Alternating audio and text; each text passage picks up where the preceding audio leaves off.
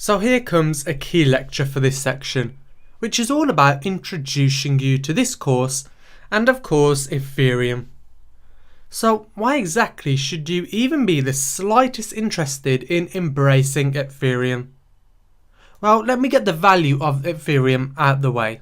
Ready?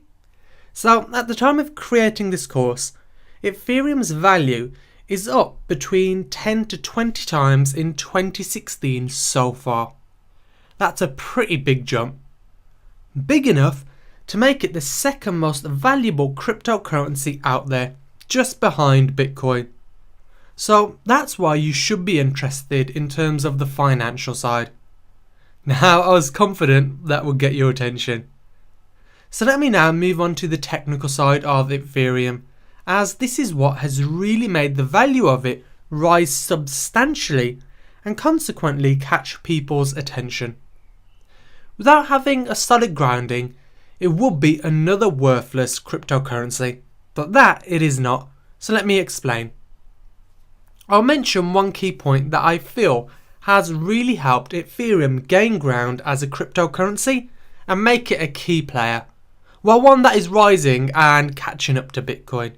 So this is such a big USP, so unique selling point for Ethereum. It's massive. So basically, major banks such as Barclays, UBS and HSBC are using Ethereum. They're part of a group of banks that are embracing blockchain technology and using Ethereum for that.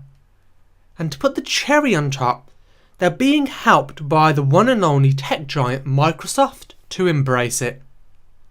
Now, that for me is such a big win for Ethereum. It has the power of banks and Microsoft utilising it, providing they get to grips with it, which I'm sure they will. They've got a lot of smart people in these organisations, and it can only mean further adoption by global organisations, which of course then affects what we mentioned previously, the value of Ethereum, helping it to rise.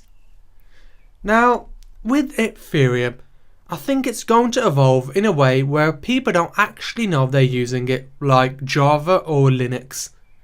I mean, if you went up to an Android user and said, hey, you're actually using a Linux, they'd probably disagree.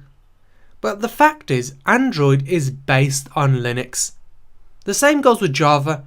A lot of people don't know they're using it. I feel this is how Ethereum will evolve.